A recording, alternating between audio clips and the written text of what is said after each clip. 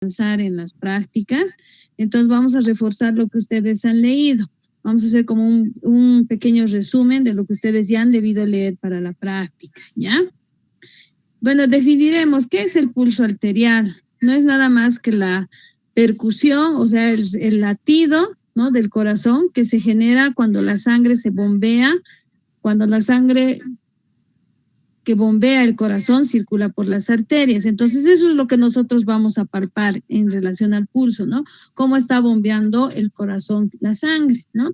La sangre que está pasando, obviamente, por las arterias.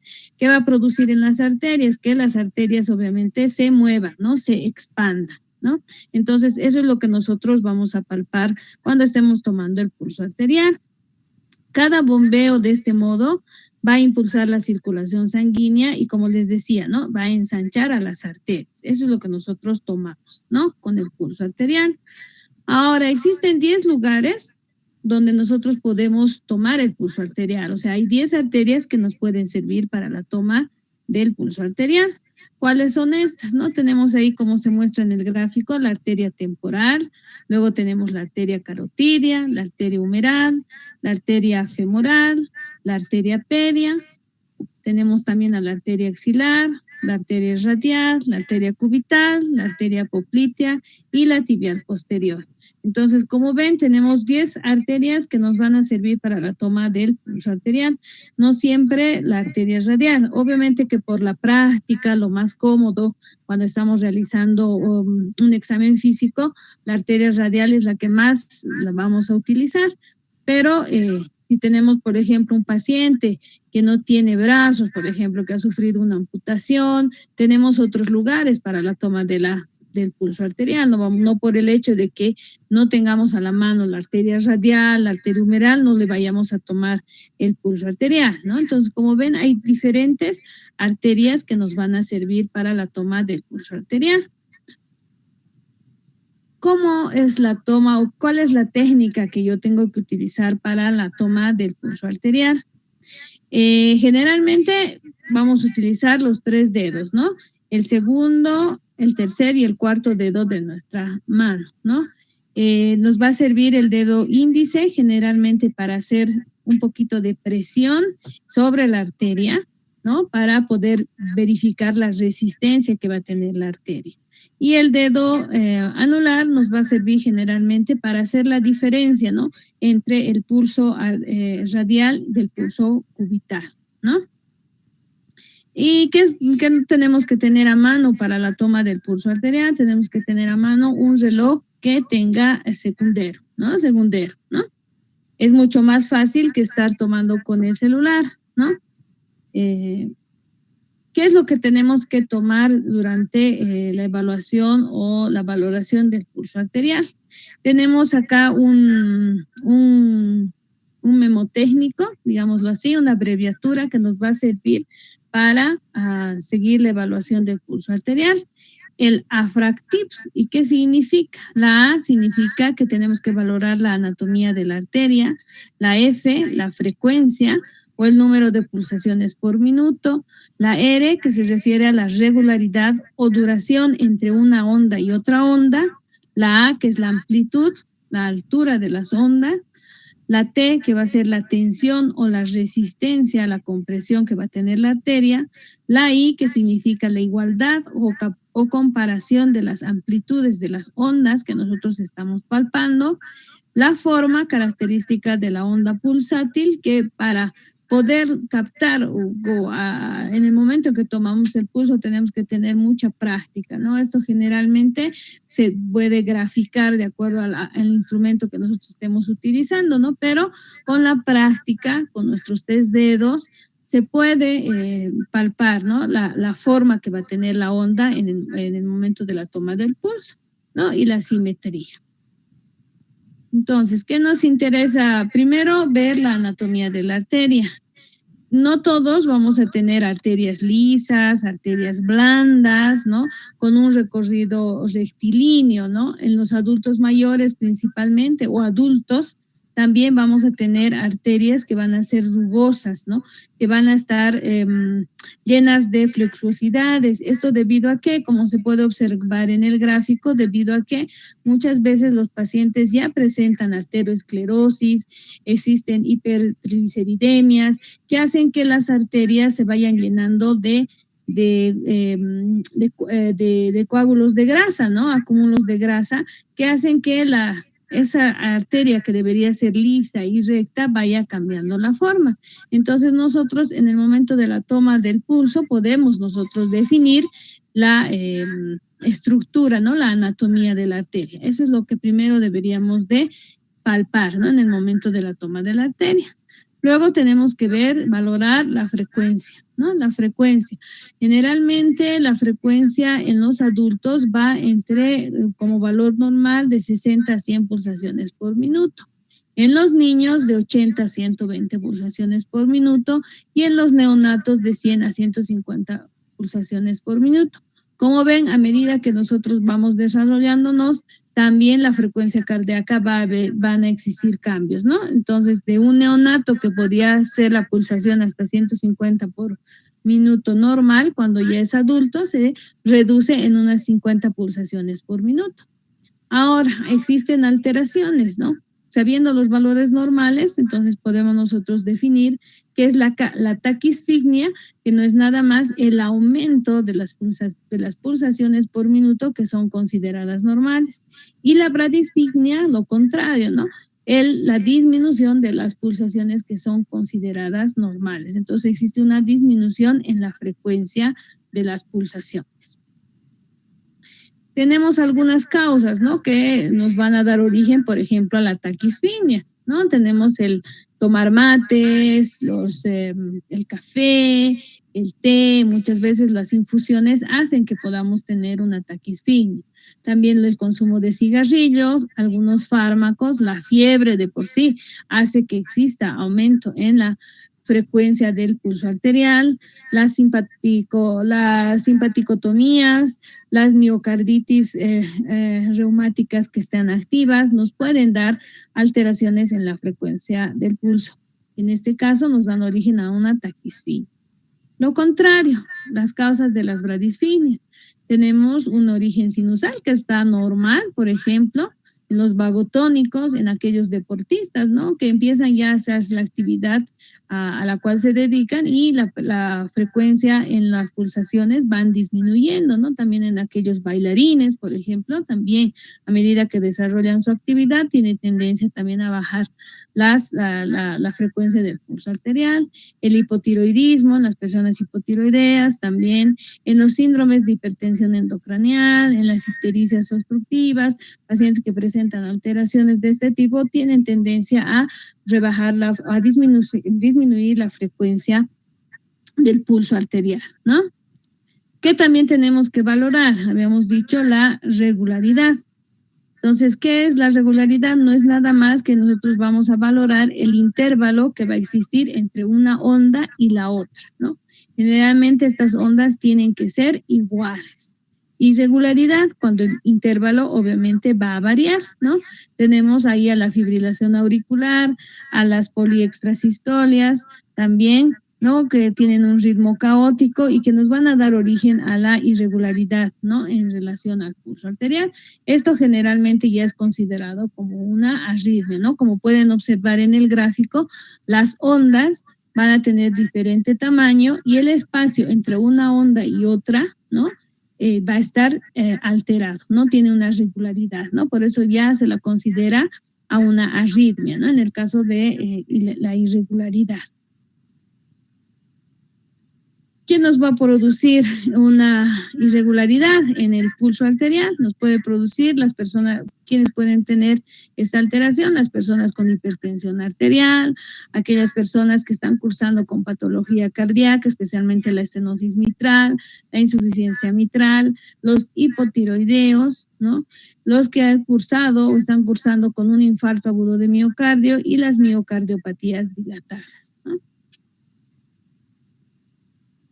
En el caso del hipertiroidismo va a haber una fibrilación auricular que va a estar acompañada de una taquicardia. y esa taquicardia generalmente tiene que ser más allá de los 200 latidos por minuto, lo que va a provocar, va a haber una pausa diastólica, ¿no? Que van a ser pequeñas y estas obviamente van a originar la irregularidad, ¿no? Como se puede ver en el gráfico, ¿no?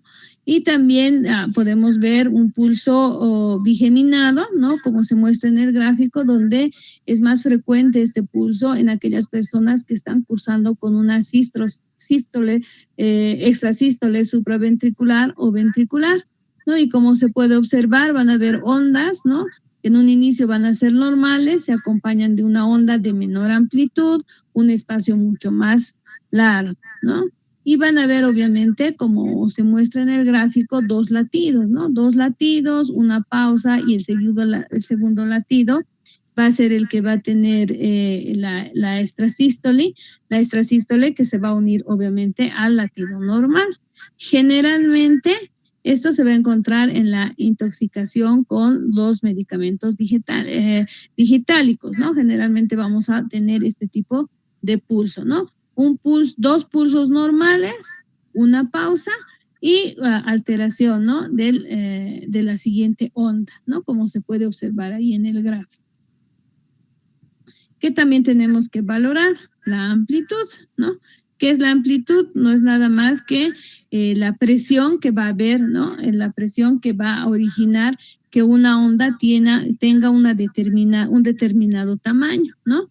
Y como está en la diapositiva, este va a depender obviamente de la presión que va a hacer la sangre, que va a tener la sangre hacia las arterias.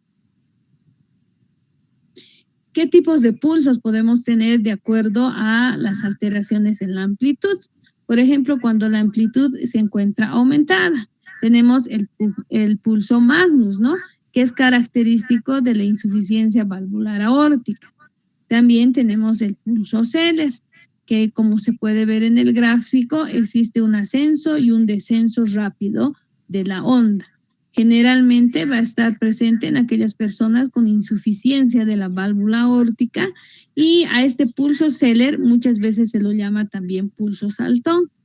Entonces, se puede hacer la siguiente maniobra, como se muestra ahí en el gráfico, de levantar la extremidad superior, en este caso el antebrazo. Si nosotros vamos a tomar el pulso en la arteria radial, lo levantamos más arriba del corazón y vamos a poder palpar, ¿no? Esta alteración en la amplitud del pulso.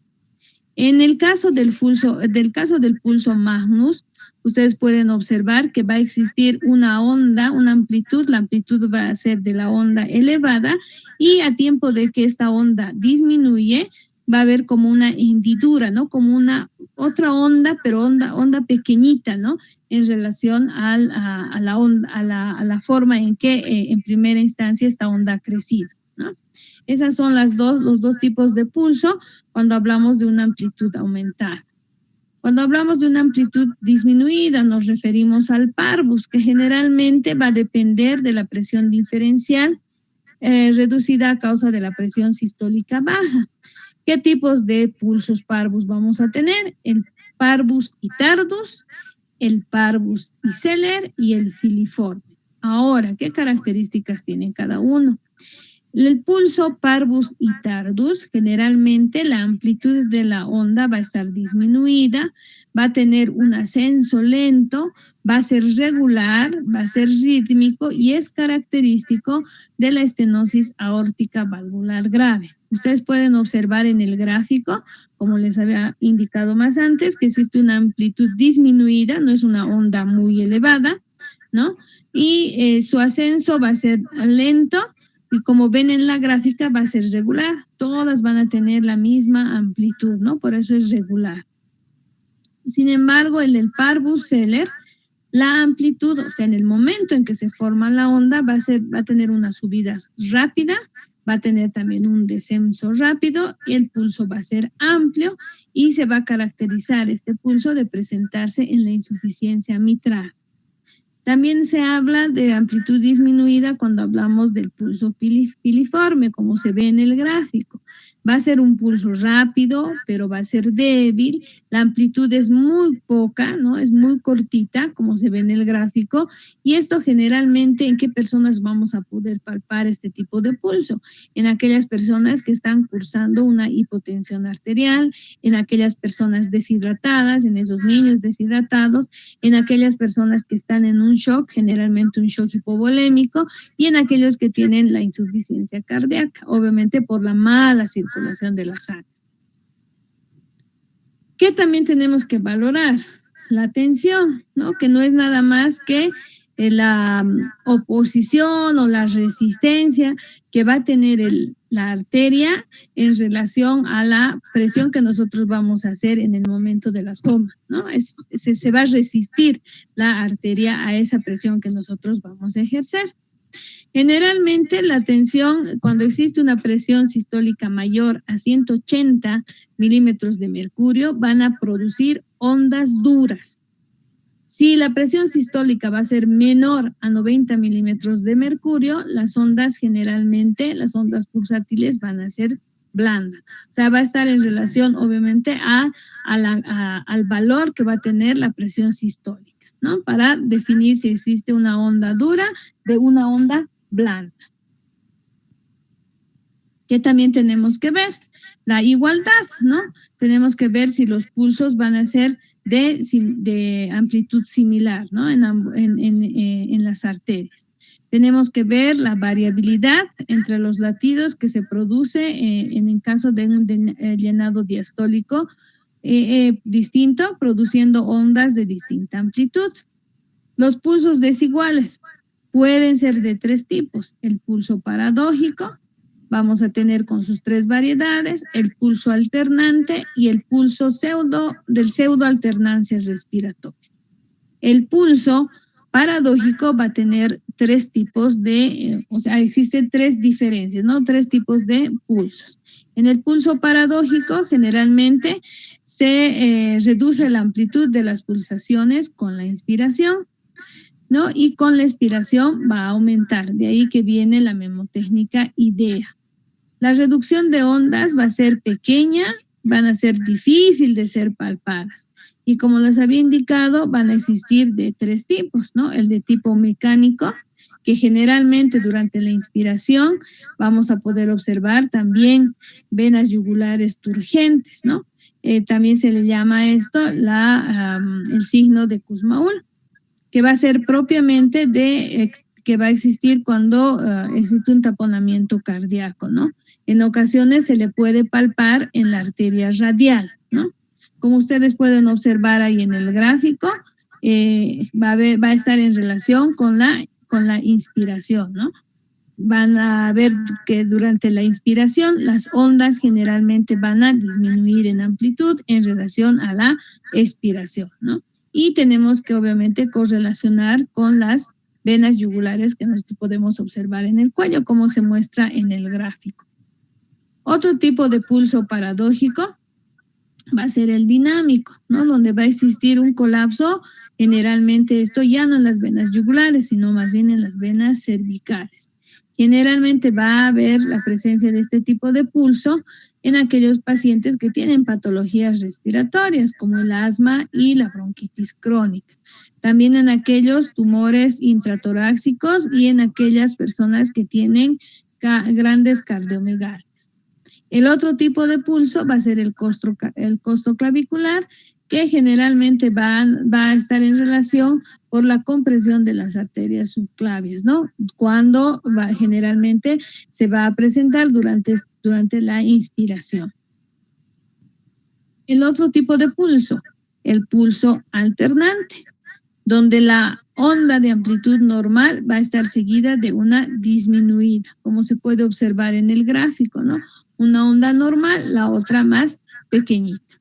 Luego tenemos el pulso de pseudoalternancia respiratoria y que se va a presentar en pacientes cuando la frecuencia respiratoria va a estar igual o casi igual a la mitad de la frecuencia cardíaca. En este caso tenemos que correlacionar la frecuencia respiratoria juntamente con la frecuencia cardíaca. ¿Qué nos falta también valorar? Va a ser la forma, ¿no? Existen 3 pulsos en relación a esto. Tenemos el pulso bisferiens, el pulso en iglesia de campana y el pulso dicroto. El pulso bisferiens generalmente va a ser una onda pulsátil hendida, como ustedes pueden observar en el gráfico. Hay una hendición, ¿no? Un hundimiento en el medio. ¿Dónde la podemos palpar o dónde podemos palpar este tipo de pulso más fácilmente? Va a ser a nivel de las arterias radiales. Y generalmente van a presentar este tipo de pulso aquellas personas que tienen una insuficiencia valvular aórtica grave. El pulso en iglesia de campana generalmente se presenta en aquellos pacientes con miocardiopatías hipertróficas obstructivas. Generalmente al inicio esta onda de campana va a ser normal, pero a la mitad o al finalizar se hace una onda pequeñita. El pulso dicroto generalmente es una onda dicrota fisiológica. ¿Cuándo podemos tener este tipo de pulso? Cuando se está cursando con una infección en aquellos estados febriles. Generalmente va a ser apreciable en las arterias distales, ¿no? Podemos palpar en la tibial posterior, por ejemplo, en la arteria pedia, en la arteria radial, ¿no? Y generalmente va a estar en relación esto a que existe una disminución de la circulación periférica. Por eso es que podemos palparla nosotros más, o sea, se palpa mucho mejor en las arterias distales. Y por último, ¿qué es lo que tenemos que valorar? Lo último que valoramos va a ser la simetría, ¿no? Si hay asimetría es por la amplitud de la onda. Generalmente amplitudes de ondas diferentes nos van a dar asimetría, ¿no? O puede también darse por la llegada de la onda a los dedos exploradores que van a tardar, ¿no? Esta onda que tarda a llegar hacia el dedo que está explorando. Siempre debemos de hacer, sea el examen físico de los signos vitales, de las pulsaciones y demás, siempre se debe de hacer de forma simétrica, ¿no? Evalúo lado derecho, también tengo que evaluar lado izquierdo. Si estoy tomando el pulso arterial en la arteria tibial posterior, por ejemplo, derecha, tendré que evaluar también la arteria tibial posterior izquierda. La bibliografía, ustedes saben que la base de la materia es el libro Argente Álvarez, por eso es que no he colocado dentro de cada diapositiva la bibliografía. La forma correcta de hacer una diapositiva es siempre colocando al final la bibliografía. Como no he sacado ni ningún otro libro, entonces la bibliografía la puse al final, ¿no? Que es el libro Argente Álvarez, ¿no? El tomo 1 y la última edición, ¿no? La tercera edición. Muy bien, jóvenes, si tuvieran alguna duda, alguna pregunta, primero 1000 disculpas por lo que me ha sucedido con esto de compartir la pantalla. No sé, jóvenes, si tienen alguna pregunta. Las preguntas, obviamente, si salen de este tema, van a salir, obviamente, de su libro, ¿no?